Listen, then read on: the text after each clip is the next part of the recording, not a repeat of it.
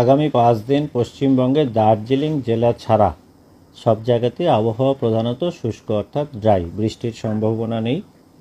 দার্জিলিংয়ে শুধুমাত্র নিচের দিকে হালকা বৃষ্টি, আর খুব হায়ার রিচেসে মানে উপরের হাই অল্টিটিউডে হালকা থেকে মাঝারি স্নোফলের সম্ভাবনা আছে। বাকি পশ্চিমবঙ্গের সমস্ত জেলাতেই আবহাওয়া প্রধানত শুষ্ক।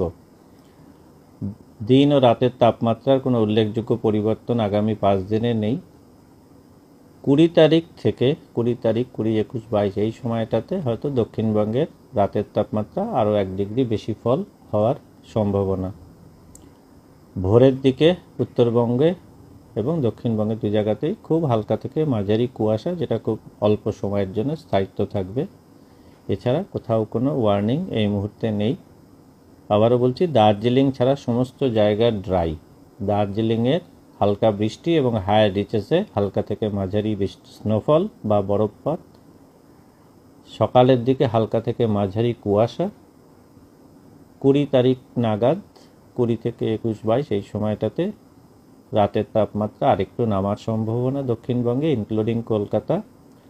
প্রথম 5 দিনে তাপমাত্রা কোনো সিগনিফিক্যান্ট চেঞ্জ নেই, একই কথা প্রযোজ্য, অর্থাৎ যেটা চলছে সেটাই চলবে আগামী 4-5 দিন।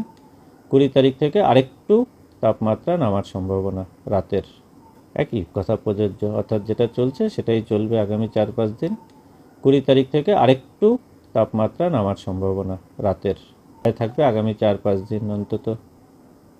20 তারিখ থেকে আরেকটু কমবে।